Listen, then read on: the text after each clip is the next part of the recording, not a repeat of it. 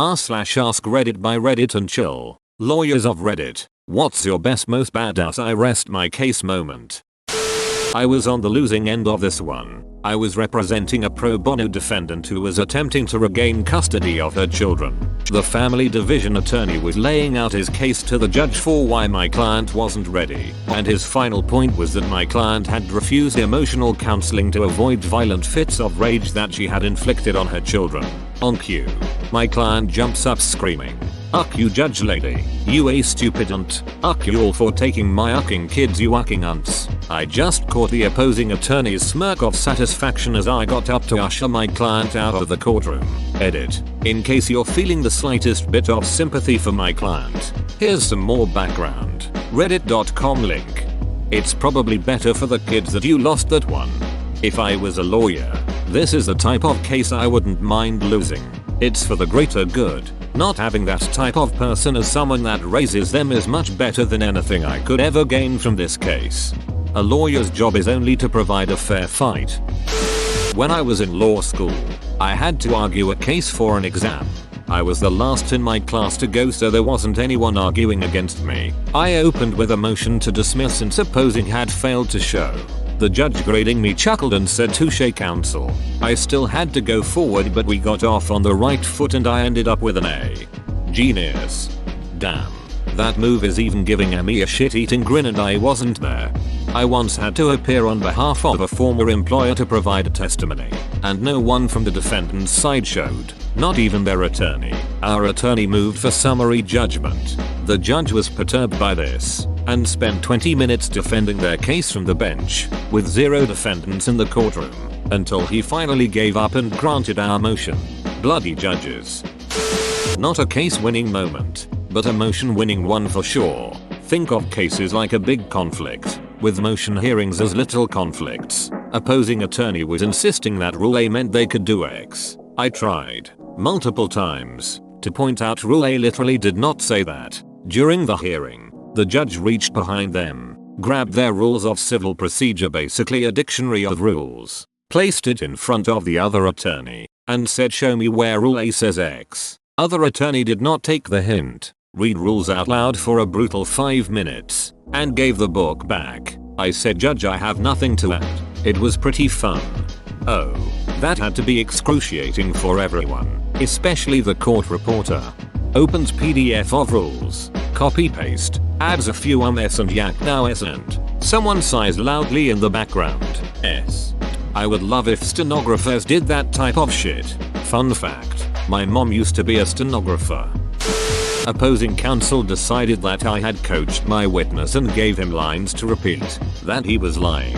Short version is that he asked the witness if he spoke to me before he testified. Witness said he had. Attorney looked like he thought he had me. Attorney asked the witness what I told him, what instructions I gave him. Witness looked him dead in the eye and said, "First thing he told me was to tell the truth no matter what." He said the lawyer is never the one who goes to jail, that he isn't going to jail for me, and if I lie, I'm on my own. Attorney looked like someone took the air out of him. Everyone in the courtroom simultaneously looked at me. Only time I've smirked or laughed in court. I wanted to put my feet up on the table like I was Vincent LaGuardia Gambini, hands behind my head, and say, "I'm done with this guy." I had a trial against a guy who was self-representing, and he was constantly asking my client about conversations she had with me. First of all, no, I'm not coaching her to lie, and second of all, there's a thing called privilege, which means the things we discuss are not compellable. It was an exhausting trial. Needless to say, he was ordered to pay about $1 million more than he actually owed. He could defend an innocent man all the way to death row. Never ask a question you don't know the answer to. Rookie mistake. I was prosecuting some kid. He had an antisocial behavior order, which meant that he was not supposed to go to a certain street. He had pleaded not guilty on the basis that he had not been there. I opened my cross-examination by holding up a map and pointing at the street. I said to him, "You went here, didn't you?" He said yes. In England, we don't say I rest my case. Instead, I looked up at the bench, said no further questions, and sat down. It might not seem badass, but I got the defendant to admit the offense with one question. That never happens. Why can't he go to a certain street? Usually because going there is likely to cause some sort of issue with antisocial behavior. Maybe he was intimidating someone on that street, or was in a gang with someone who lived there, or something. An antisocial behavior order, ASBO, in the UK is a way of making basically not a law specific to one person. For example, it's effectively illegal for you to be out of your house after 10 PM. or associate with certain people, or go to certain places. I'm not entirely comfortable with the idea as I feel it is open to misuse, but I can see that if applied fairly and sensibly it's a useful tool. Misfits taught my non-uke behind about APSOs. Corporate lawyer, so I don't have cases to rest. But once opposing counsel was forcefully insisting that it was ridiculous for me to expect a certain provision in a contract we were negotiating, and I pointed out that this provision was standard in his own firm's contract forms, as I knew from several prior transactions I'd worked on across from them. Pretty exciting stuff. He took it in stride and said, jokingly, well, of course it's fine when we ask for it. Why do you have the right to do that? We will never do that. Then why do you have the right to do that? It doesn't matter. We will never do that. Then why do you have the right to do that? And so on and so forth. Transaction law is the best. This is the exact reason I'm not a fan of transactional law. Currently in a banking seat, everything is circular arguments with no determination, and you have little involvement in the actual material decisions beyond the legal stuff. That, and the admin. Dear God, the admin. My wife is a corporate lawyer at one of the Golden Magic Circle firms here in London. She bloody loved it. I couldn't imagine anything worse. I'm a criminal barrister. I bloody love it. She can't imagine anything worse. Most of my solicitor mates are banking litigators. I represented a company that was sued for breach of contract by a former independent contractor. Dude basically alleged that my client wasn't paying him correctly in accordance with the contract. During his deposition, dude admits that he never reviewed any documents to make sure his allegations were true. Never reviewed his complaint before filing it to make sure the allegations in it were true, and had no idea whether or not my client actually failed to pay him in accordance with the contract. Basically, he tells me that he was suing my client because he didn't think their agreement was fair, even though he agreed to the terms when he signed the contract. The kicker is that he admitted that he owed my client money at arbitration. He tries to flip his story and starts giving testimony that is the exact opposite of his dep. So I whip out his transcript and undermine his testimony bit by bit. Needless to say, I won that case. Username checks out. Pretty satisfying story too.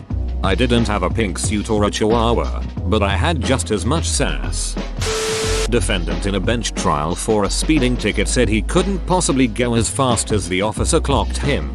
He knew this because he videotaped himself accelerating from a full stop to the location of where the officer sat.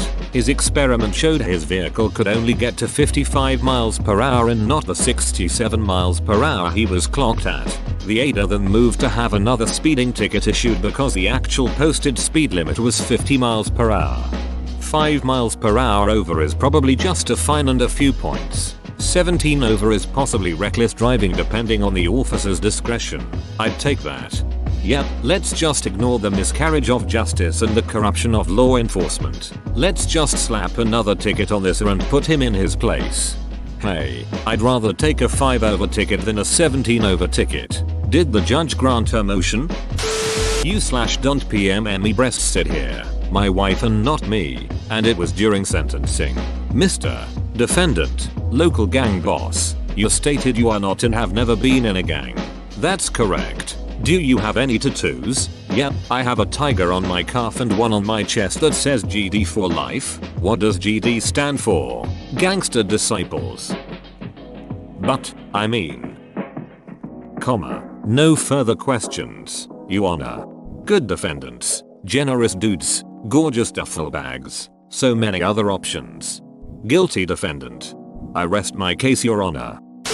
Complaining witness accused my client of harassment stalking. Said she told him numerous times that she wanted nothing to do with him. My client claimed they were dating, but whenever she got mad at him, she'd call the police and say he was harassing her. On the stand, she testified that she'd never dated him, never invited him into her home, wanted nothing to do with him. She presented a photo on her phone of him sitting on her porch to prove that he had come to her property. I asked the judge permission to look at the photos before and after the porch photo for context. The girl had dozens of photos of the guy, who was clearly her boyfriend. I showed her one such picture. This is Mr. So-and-so, right? Yes. In this photo, he's on a bed. Yes. The bed is yours? Yes. The bed is in your bedroom? Yes. You took this photo of him? Yes. And in this photo, he's wearing your brassiere? Yes. No further questions, Your Honor.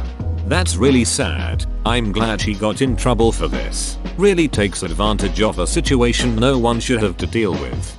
Not clear if she got in trouble. We only know the defendant got off. Oh, wearing her brassiere. Ian, but I was in traffic court one time and saw a lawyer straight up murder a cop with words. The cop had previously testified that the weather on the night of the traffic stop was heavy rain and winds so strong that the defendant could only open his window 3 inches, and that the car had stopped on an area with very little shoulder, forcing the cop to approach from the passenger side, not the driver's side. The cop had then testified that he smelled a strong smell of alcohol on the defendant's breath. When the defense lawyer got up, he repeated what the cop had said almost verbatim and asked how he could have possibly smelled alcohol on the breath of someone on the other side of the car, through a 3 inches crack in the window, on a night with pouring rain and strong winds. The cop sort of opened and shut his mouth a few times, squirmed around in his seat, and said, "That's just what I always write in my log, to remind me that it was a DUI stop." The judge threw the case out. No motion to dismiss needed. Then he took a break and called the traffic prosecutor and the cop into his office. I'm guessing it wasn't for a nice spot of tea and some scones. Edit. Really, people? You've never seen Ian in a comment thread before? How about writing DUI stop in the book? Much shorter. Good God, man. Because if he writes smelled alcohol, then it's an indication of probable cause and it's usually a good record for later reference in court. That is, unless it's across the car in the pouring rain through a small window crack. The scummy thing is that the cop writes it even if he doesn't smell alcohol. Because if he writes smelled alcohol, then it's an indication of probable cause. Except in a situation where that didn't at all happen. In which case it should be regarded as perjury when he says it under oath. I'm relatively junior, so I'm hoping to beat this one day. I defend professionals and brought a motion to dismiss a case on the basis that the plaintiff could not prove my client was negligent as she had not served the required expert evidence. As opposing counsel and I waited for our motion to be heard, we were sitting in the courtroom. The judge, who I did not know and who had not read our materials, wanted to talk to the parties of a short trial which was to be heard after our motion was argued.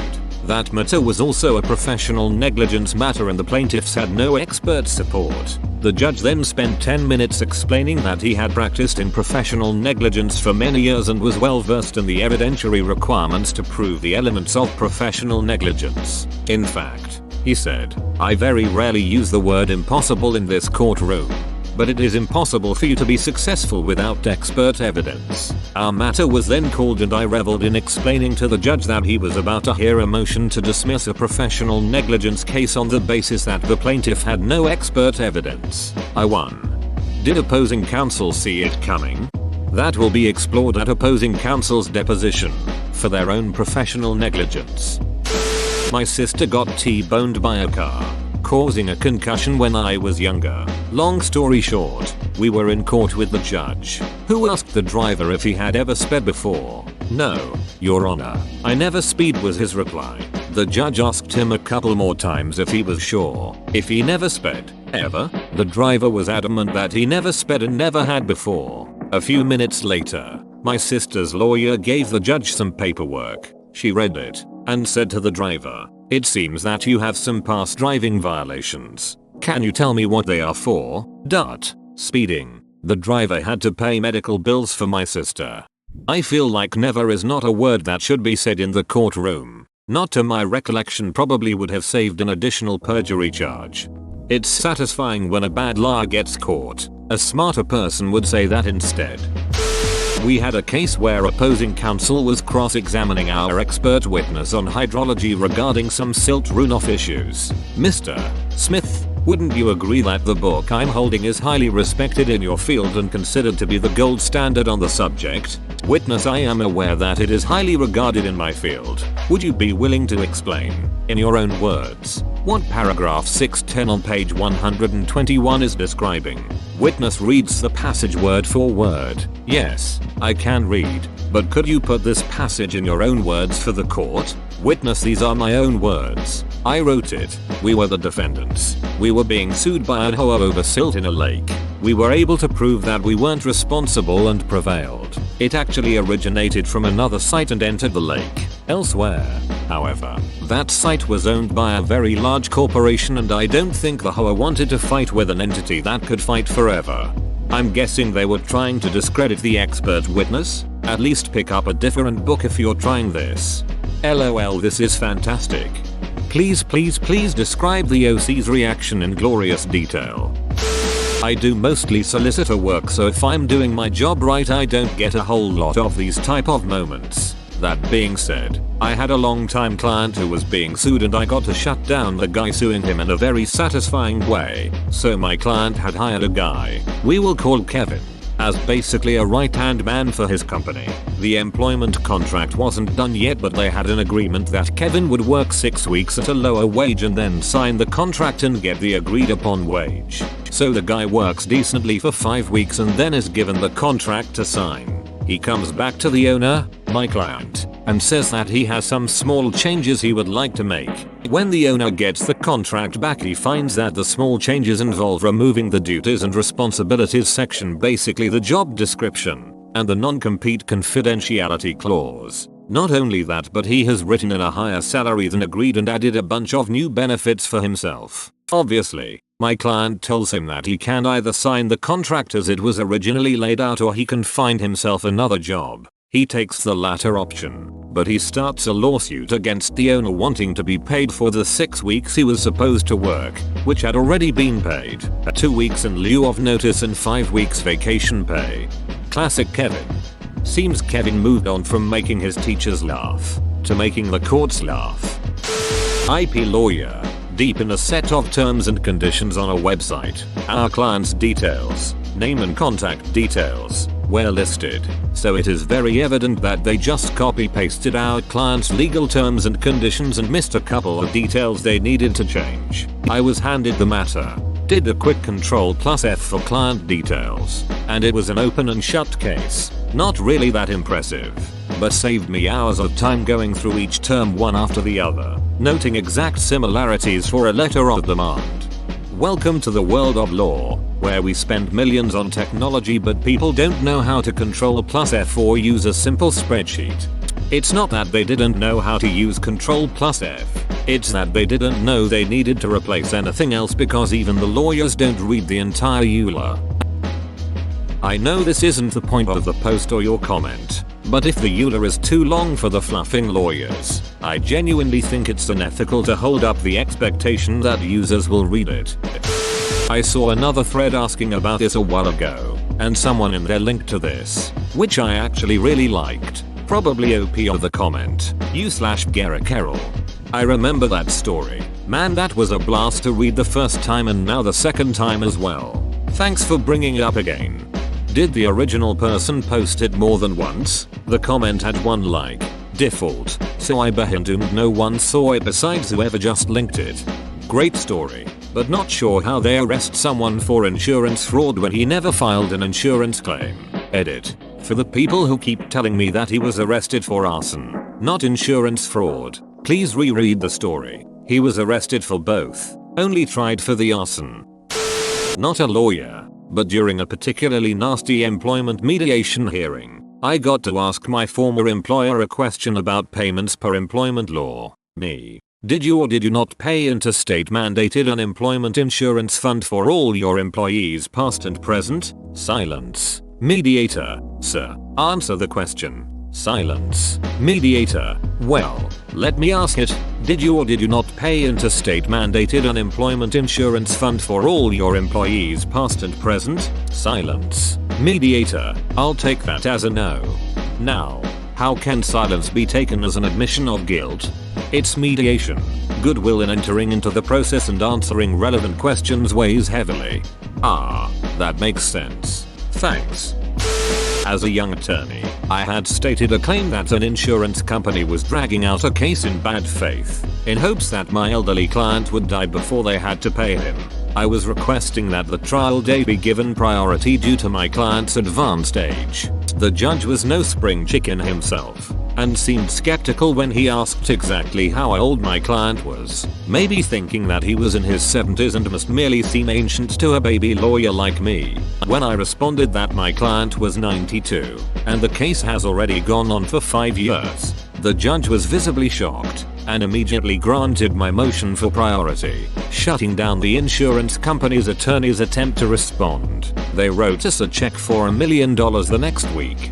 Too bad those RS already deprived him of 5 years of enjoying that check. To be fair, the check would have been a lot smaller if they hadn't tried to wait him out. His actual damages were only a few $100,000 max, but the bad faith insurance claim opened the door for a much higher recovery, in excess of the policy limit. So when they saw we had a fighting chance at getting that, they just gave us the entire policy limit to settle.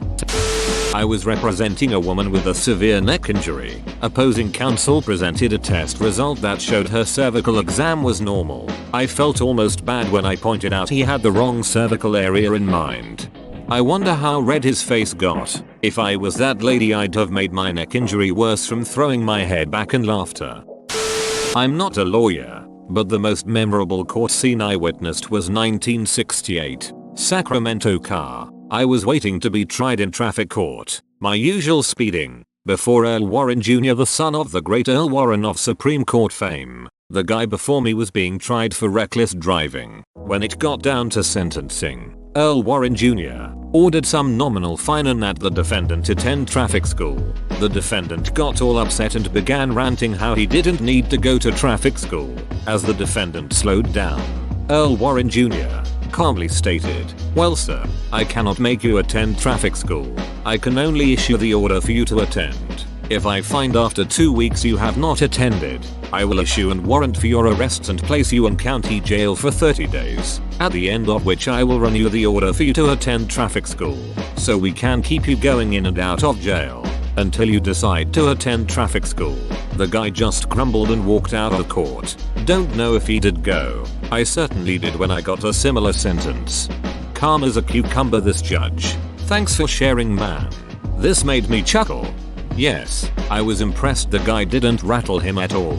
My one thought was, here's a guy who knows how to use his power properly. As I said, I liked to speed as a teenager and got to know who the good judges and bad judges were. Another judge I went before a few times was Peter Menino. I nicknamed him Menino the Meanie, the hanging judge. He always had the harshest sentences. Even his opening court speech was something like, "I'm not here to just collect fines. If I was going to do that, I'd put a cash register at the door." He was always half asleep on the bench and would only wake up to bang his gavel, pronounce guilty, with X fine or jail, and slumber off again for the next case. Ducking, like and subscribe.